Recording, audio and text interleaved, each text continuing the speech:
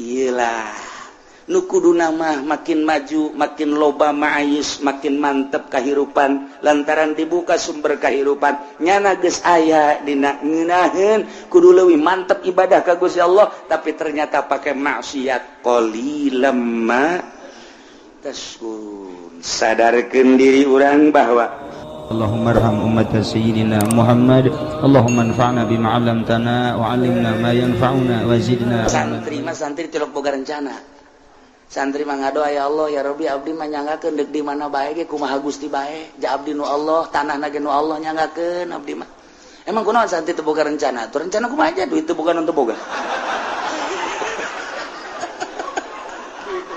jangan rencana mah boga duit inyana duit teu gablek lan teu baglek paling anu pae dibere sholawat sakitu doang ye entek teu boga rencana di mana bae Gusti lah abdi mah tapi lain sambarangan gitu tambah cerita doang duit mah aya bae dunia mah aya bae ngan ku nemah nanyana lain ku sebab teu boga duit lain bisa diadu santri jeung nu lain santri duit lobaan mana deh santri bageus teh sieun-sieun aing mah teh sieun hirup di alam dunia sebab duit aya di bank ya emang sieun atuh henteu ai sia aing mah tetep teu boga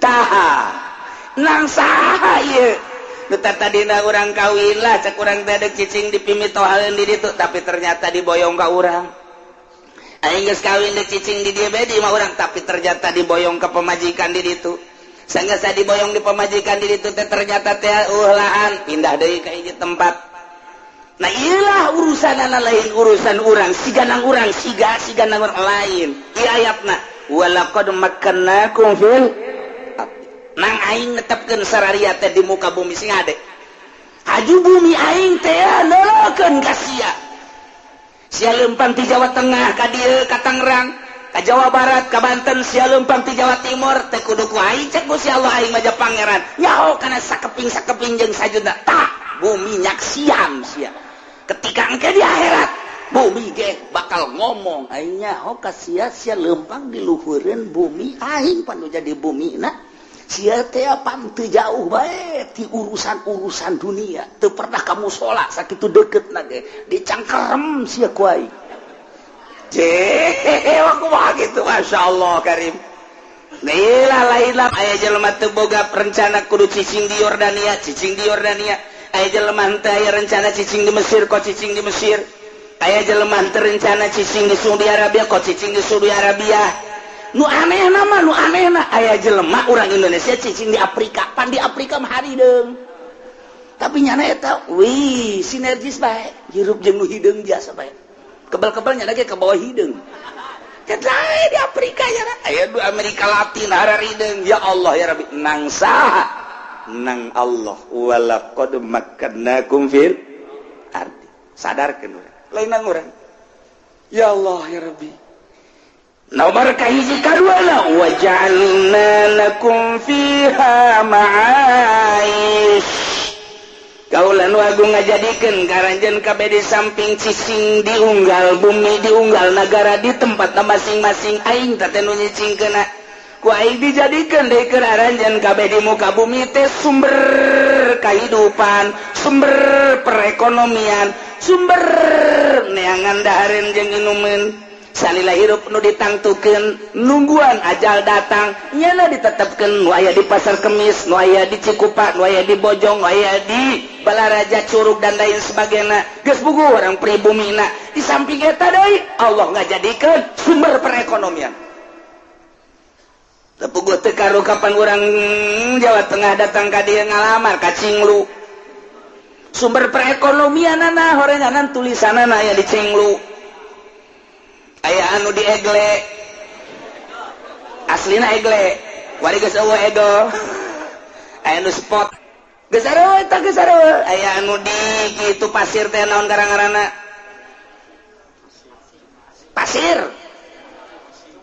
Gajah Tunggal aya nu di Gajah Tunggal aya nu di Asik sumber perekonomianna siganang urang nang Allah jabuktina urang dieu anu ngalamar deui ka Cenglu teu ditarima hese bae geus minta tulung ka polisi minta duit 2 juta dibere tapi asup mah henteu blol ta polisi polisi mana meureun.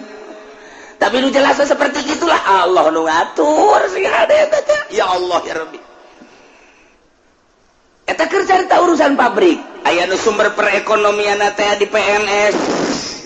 Jana jadi anak buah Zaki jadi bupati, jeung anak buah bupati Zaki. Aya anu jadi guru sumber perekonomian teh. Aya anu dagang toge. Aya anu dagang tarasi. Masya Allah di Garut harita teh apa nyaritakeun dagang nani tarasi. Sapira tarasi. Pikiran orang dagang tarasi teh sapira nu dibungkusan-bungkusan horenganan konteneran. Di Cirebon ka Jakarta dagang tarasi teh dihitung-hitung sapoena aya 5 kontainer.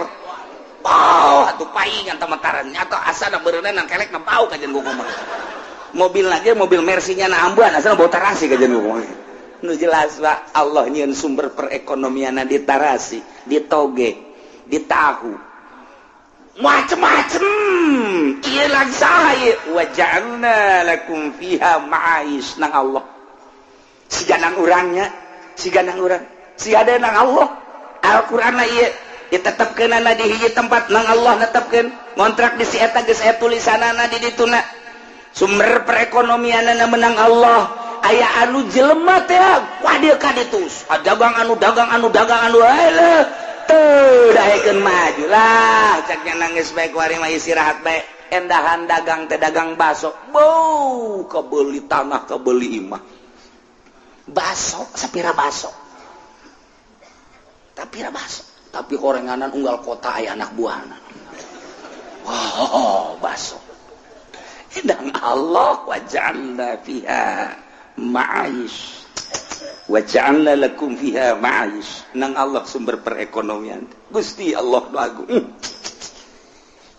ngan lamun diglobalkeun aya anu sumber perekonomian teh tina simar bubuahan timimiti melak cabe rawit cabe gede cabe hejo cabe beureum datang ka buah engkol bonsis dan lain sebagainya aya nu tina bubuahan buah darmayu wah lamun musim buah di daron di ditu di mana Indramayu eta si buah poharanya haju amis di buah Indramayu mah nu encan asak ge amis nu encan asak urang ngasaan di ditu amis nu asak amis nu bareubeu amis nu atana ge amis meuli urang 5 kilo dibawa ka dieu asem aya heran eta kos kitu eta model eta meuli di ditu arabot dibawa ka diharasem nyaho jak urang nu milihat urang nu niat urang kos kitu bae nagarana teh mah mantap kuduna urang mun meuli 5 kilo dahar di ditu kabeh mengseret geus di ditu ieu sumber perekonomian teh anu tina buah aya nu tina buah aya nu tina samangka dan lain sebagainya ieu menang Gusti Allah wa ja'alna lakum fiha ma'ais ya Allah ya Rabbi urang lamun di Cilongok mah di dieu ti baheulana ge tilok aya palawija paling ge pare jagong dangdeur paling cabe di dieu teh sakitu doang nyebrang ka sepatan ka ditu ya Allah kucai aya tuh kucai aya aju anu eta teh naon ngaranna nu pararenjang teh aya dan lain sebagainya aya urang mun deuleu ka ditu aya kuari mah pagon geus didominasi ku urang Jawa. Tuh, eta teh sumber perekonomian siga nang urang nang Allah. Unik jasa deui. Eta mah kan tina bubuahan, aju tina pabrik dan lain sebagainya. Aya nu tina ngojek. Eta sumber perekonomian ngojek ge. Ngan ieu nu anehna asal waktu salat bae sewa loba. Aing burger kita kos itu doang tah, cak tukang ojek. Jai lain waktu sholat pak, sewa, ya juri apa jelema sih eta? Nah, aja jadan deuleu wae mah susuna gede mantep ya. Waduh, eueuh ceglokan eueuh naon direm. Abeh ngendut ka dieu. Eta mah budak, masyaallah. Sambil menyelam minum air. Ma'ais.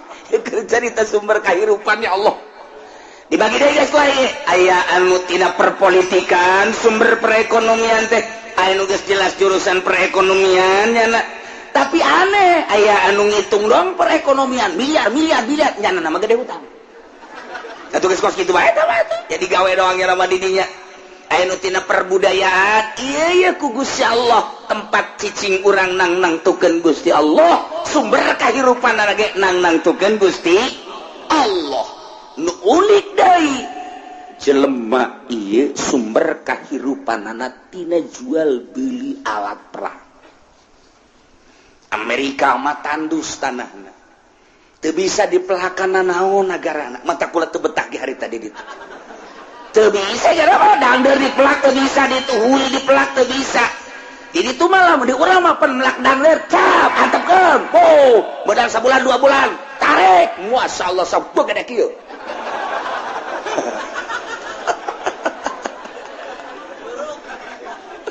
jarara dihui jadi hui dangdeur jadi dangdeur di Amerika melak hui cabut jadi nuklir model di Amerika mah tah nyana teh ya neuli Indonesia kabita namun di dieu jana naik mobil ke Bandung kun jalan gitu pada larang naon ngaranna itu tol ningali di Purwakarta Karawang kali itu beuh tatangkalan naon eueuh naon eueuh aya kabeh awi timimiti awi haur datang awi ampel awi gede awi araya kabeh cau timimiti cau anu leutik datang ka awok cau nu gede araya kabeh tangkal nu dipelak mah geus karuhan nu teu dipelak are aya eta orang Amerika ngahaneng bae kieu ku bodewen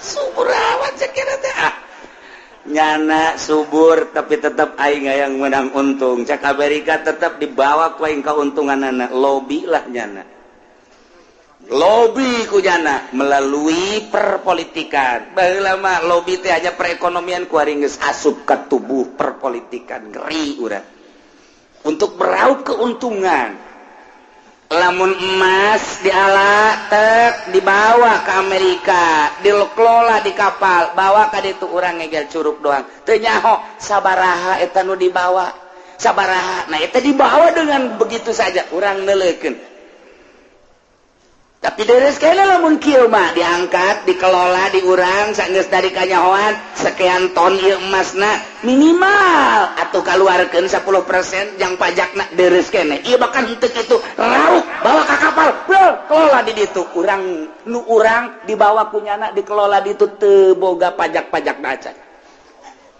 urang mun nyaritakeun kitu kan biadab tah nu kuari akan menandatangani kamari nu mantak diperjuangkeun geus si itu nu eleh supaya ulah diperpanjang eta kakarak satu sudut eta urang teh ngan ieu teh tanah aing menang memperjuangkeun bapak kolot aing baheula diseret dinuklir dibom dan lain sebagainya memperjuangkeun teh supaya anak incu teh subur makmur tapi ternyata nu kuari teu nyahoeun baheula bapak kolot teh kena atom teh nyahoeun bapak kolot teh dibrondong diseret dan lain sebagainya tinggal ngeunana ditandatangani perpanjang sekian puluh tahun deureus mun aya pajak asup pajak-pajak naja atuh beureunanan manang kitu ge ayanya orang-orang tertentu mun urang nyaritakeun kos kitu urang bisa jadi pemberontak ieu mah sakadarnya bae ulah bebeja kasasahan ke ente ka ditu bebeja deui ieu kakarak satu kukula mun dicaritakeun aya sabaraha belas Cian, mantap marudah. Nah, iya. Encan lain-lain. Nah, ieu keur carita wa ja'alna lakum fiha ma'aish. Amerika teu bogaan duit lamun eta nuklirna teu dijual, lamun eta senjatana teu dijual, lantaran nya mangandeukeun persenjataanana. Nu mantap, hayang boga duit teh kudu ngajual senjata, otomatis kudu aya nu perang ge senjata mah tuh aing teh perang mandeg sanu meuli. Ja ieu ge urang ge atuh aing teh deuk jambal mah teu militarasi. Urang militarasi so teh deuk jambal itu kele, ieu kelantaran perang ieu otomatis beli senjata. Ya mau tidak mau Amerika teh kudu bisa ngadu domba supaya perang. Berarti negara paling biadab jalema sebab ngadu domba ke negara jeung negara supaya perang. Maksudna deuk kaloloskeun jual belinya mah supaya boga duit. Kos kitulah negara diciptakeun ku Gusti Allah ma'ayis teh dinya. Nu mantap adan kasogi orang terkaya sadunia sebab nyanalah anu jual beli senjata. Ketika anu perang nyana Boki di Amerika, Boki di Uni Soviet, jual iyalah manusia terkaya sadunia. Deh, orang mah dipakai bae sendal kasogi betenya homu tong dongeng mah. Teu dongeng na urang make sendal cepit, ieu naon kasogi. Atuh sia mah kasogi itu belon. Jelema anu luar biasa. Toh. Nah, wajalla lakum fiha ma'ish. Macam-macam. Geus sama anu tina jual beli senjata, nuklir, atom dan lain sebagainya. Kabelah diana aya anu tina jual beli pakaian, kabelah diana makanan, minuman dan lain sebagainya. Terus nang Allah lain nang urang, makmur lain mahmur deui, subur lain subur deui, kanikmatan anu luar biasa ku Gusti Allah dibikeun terhadap manusia. Cuman hanjakal qalilam ma tashkurun. Saeutik pisan anu syukuranana. Qalilan teh saeutik ditaukidan ku make ma. Jadi qalilam ma pisan. Lamun teu kitu awas ya ngomong. Quran baca hese atuh. Ka di dina mah litak gidil kilah. Wara pisan saeutik pisan ieu mah bersyukurna. Ku ari masih Junaid bae kamari teh tuh keur aya pas-pasan mah dae ka mushola azan, qomat ngabersihan mushola barang boga mio ku ari geus daekeun ka mushola. Qalilam matas. Ustaz Junaid nu kamari ieu teh keur balik di pondok mah kararasakeun keneh meureunana netep eta di luhurna ditendeunan lauk asin di dinya nikmat jasa kuari barang wauh jeung camat wauh jeung bupati ti loka masjid qalilam ma sial tak Junaid. Ayo coba kamari ieu mah keur ada lumayan kakarak ge eungkeut-eungkeut ibadah teh beuh fakir miskin ge ngarae usaha teh fakir miskin teh kabeleteran bae. Tah doakeun supaya maju, didoakeun ku fakir miskin ku jeung yatim piatu ku ari mah geus mahmur pohon qalilam ma tashkurun. Kamari mah bager ka pamajikan bager ka anak bager ka incu bager ka tetangga ku ari mah barang maju qalilam ma tashkurun. Lamun ditanyakeun ka mana Abah Haji mah di hotel. Ka mana Pak Haji mah keur di puncak. Ka mana Pak Haji mah keur di Lembang di ditu. Ka mana Pak Haji? Ngubur sasana meureun Pak Haji tah. Qalilam ma. Iyalah. Nu kuduna mah makin maju, makin loba ma'ayis, makin mantep kahirupan lantaran dibuka sumber kahirupan. Nyana geus aya dina ngeunaheun kudu leuwih mantep ibadah ka Gusti Allah tapi ternyata pakai maksiat. Qalilam ma tashkurun. Sadarkeun diri urang bahwa urang ditetepkeun ku Gusti Allah di hiji tempat kampung anu ngontrak meuli dan lain sebagainya nang Allah. Urang hanya wayang nu dilempang-lempangkeun ku Gusti Allah. Nomor kedua sumber kahirupanana nu tina dagang asongan, dagang dorongan, dagang jongkok, dagang dan lain sebagainya sampai ka jual beli nuklir ieu ge meunang Gusti Allah. Ngan kadituna setelah cicing di hiji tempat kahirupan geus luar biasa. Qalilam ma lain bersyukur ka Gusti Allah endangan kufur ka Gusti Allah. Nauzubillah min ieu jelema loba nu ngaji di dieu kulantaran teu boga duit. Teu boga duit ieu bebeja ka tatanggana ge ngaji emang kunaon leh usaha keur harese cek kitu. Utang ge teu kabayar ning ngaji cek nanti. Tuh belon pada tepor. Mun keur boga duit bae teu ngaji. Pak Haji orang ngaji ka Cilawa, geus Cilawa bae. Dek ka mana tuh Pak? Boga janji di Cikande. Jeung sa lah ngomong. Salam bae ka Kiai. Heuy, urang angonan teh budak. Datang minggu hareup. Aja orang ngaji, kayak minggu hareup cenah ieu teu kaburu. Masyaallah. Tuh boga duit mah kos kitu. Teu boga duit mah iceus jana. Tapi lamun boga duit atuh eta. Masyaallah. Qalilam ma maya dongeng aya hiji jelema sugih tapi kurang bersyukur. Aya nu ngahadamna wali ngan teu kajangan wali atuh biasa bae dicarekan bae karena ge sugih. Nu sugih mah pan bisa dengan nyarekan doang. Padahal mah lamun dipigawe ku jarang ge modar. Karena nu sugih mah kos kitu ku bos teh bisa dengan tujak-tujuk jeung nyerekan. Ieu ngahadam sebulan 2 bulan 3 bulan aya satahun mah meureun sia cek bos aing mah ieu kasia ieu asal lita we teh cukup sakali asal lita we kasia teh cukup sakali ka hayang aing mah aing sakali nita beres ieu mah kayak aing nita deui aing teh capek aing kasia gas boleh tikuari asal sakali perintah selesaikeun mangga cek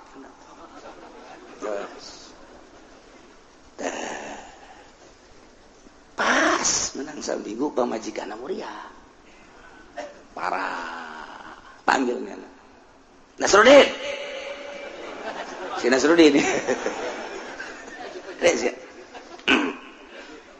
nyaon tuh pamajikan Muria nyaho tugas ya kuari naon dokter panggil ka dia siap mangga keluar nyana borang dibawa ke dinya aya 20-an cak bos teh ieu naon aing kita manggil dokter ke 20 supaya satu perintah selesai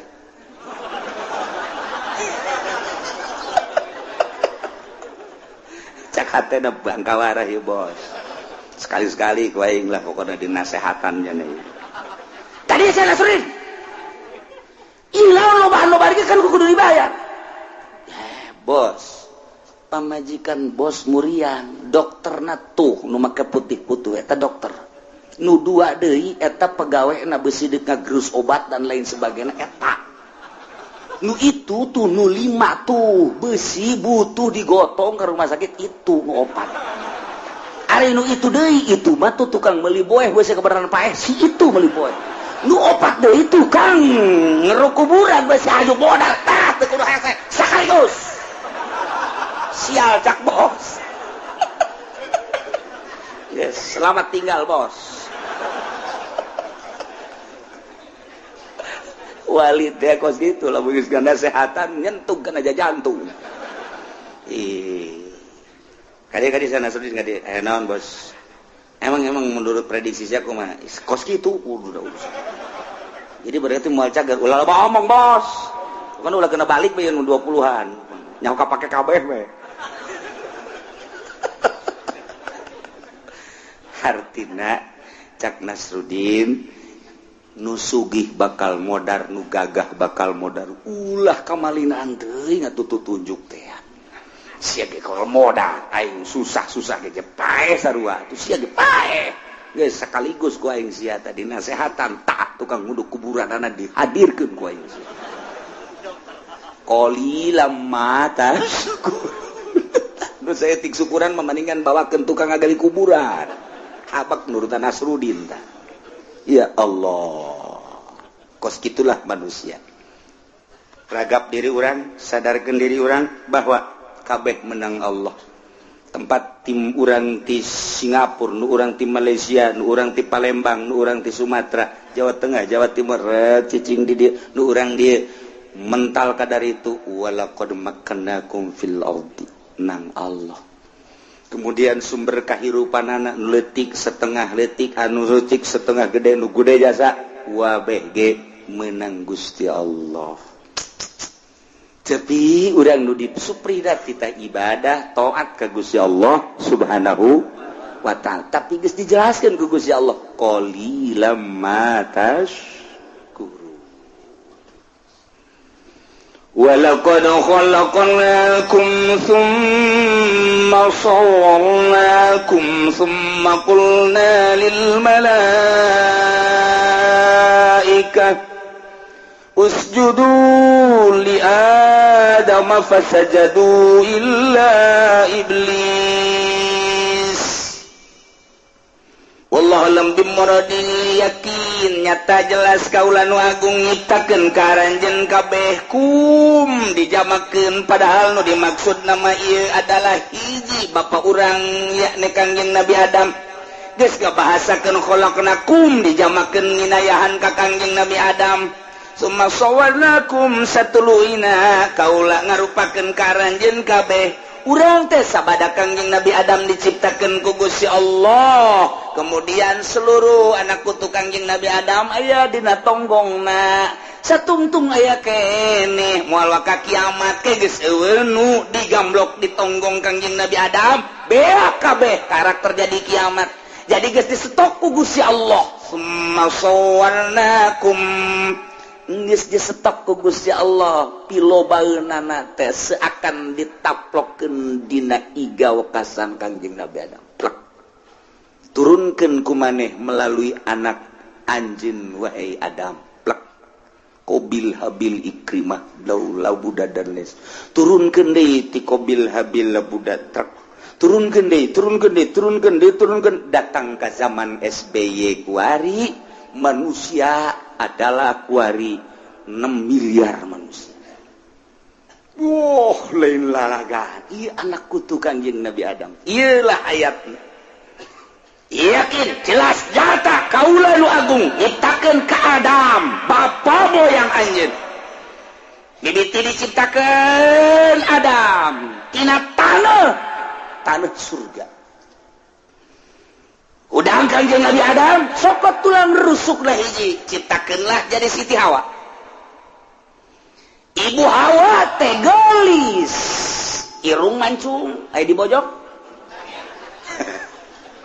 kulitnya putih luar biasa rambutnya terurai Masya Allah jangkung semampai luar biasa aduh Ibu Hawa malamun seri urang lapar jadi sebeh Masya Allah ya otomatis Kangjeng Nabi Adam tertarik dirawel lah ku Kangjeng Nabi Adam ternyata Siti Hawa ge deui bogoheun ka Kangjeng Nabi Adam atuh mah sama-sama I love you mantep jasa Kangjeng Nabi Adam disambutlah ku Siti Hawa cak Gusti Allah stop ulah main rangkul-rangkulan dan tenang lah Adam Hawa aing nyaho maneh resep ka Hawa aing mah nyaho Hawa resep ka Adam tapi tikah heula nikah carana kumaha ceuk Kangjeng Nabi ku aing ditikakeun ceuk Gusti Allah hok ditikahkeunlah Kangjeng Nabi Adam ka Siti Hawa nu nikahkeunna langsung Gusti Allah di mas kawinan ku maca sholawat ka Kangjeng Nabi Muhammad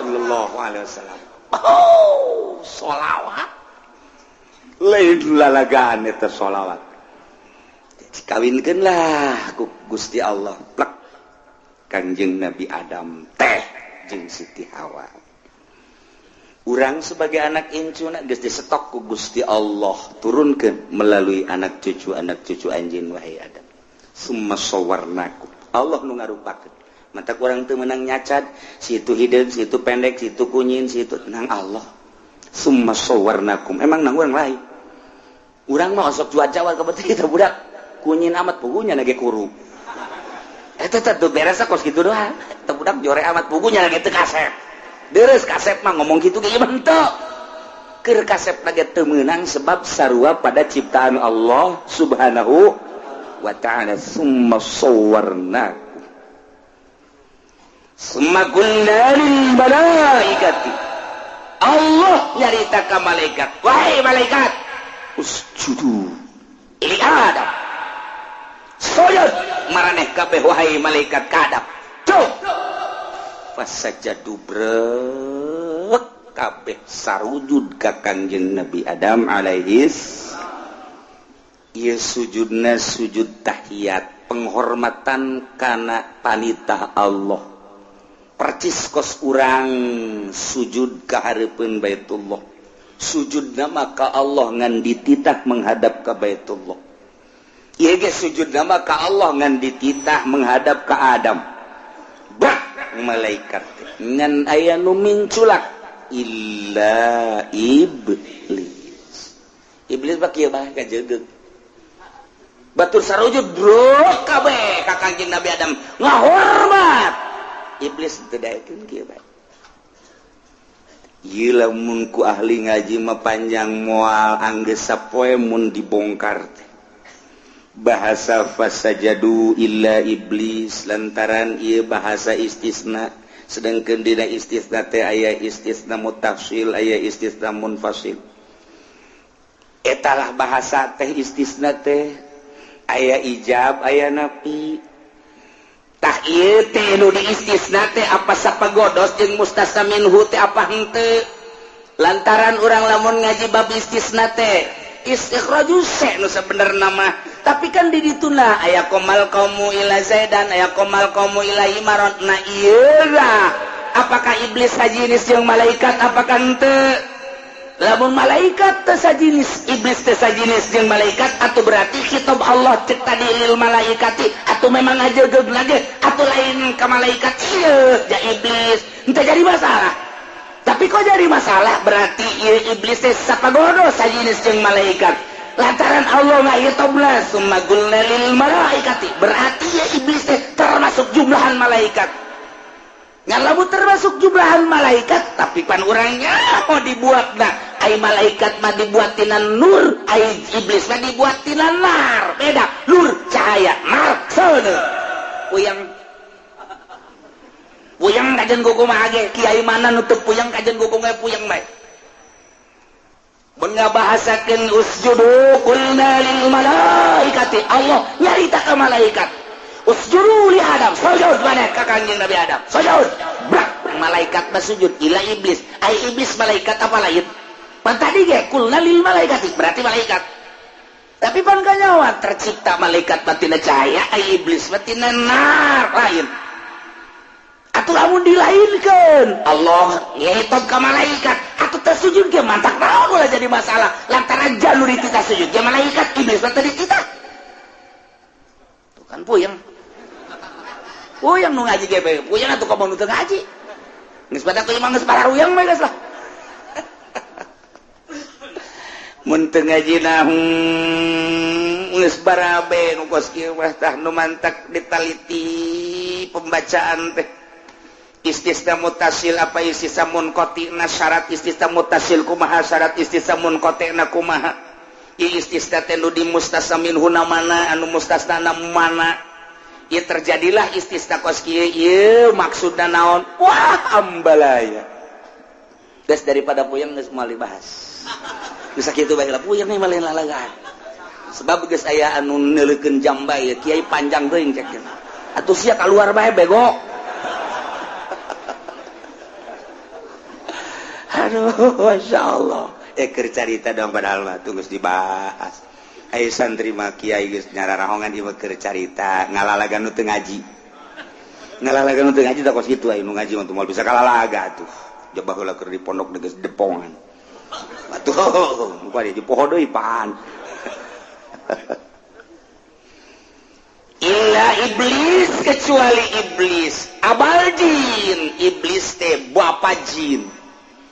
Ya nama karena bainal malaikat jadi lain termasuk malaikat abal jin buapa moyang jin adalah iblis terciptana tina nafsun ai malaikat terciptana tina nur cahaya ari kangjeng Nabi Adam diciptakeun ku Gusti Allah min tin tina endut kieu endut sih naon dah sih teh endut acan endut pagendut endut telempung taneuh eta endut ngaranna taneuh dicokot taneuh tina berbagai warna taneuh diaduk-aduk ku Gusti Allah kemudian dirupakeun Adam dibaringkeun iblisna wah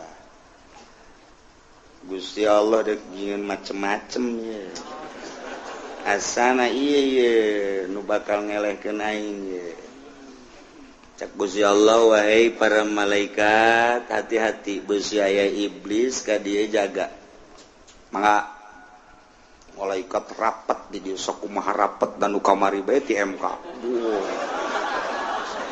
rapat beusi aya momonon asup tuh diskusi itu bae negara supaya kadulu gagahna negara teh kos kitu atuh padahal mah ngabong bae teh kudu kikituanan geus emang kos kitu negara mah geus antepkeun bae nyana-nyana urang-urang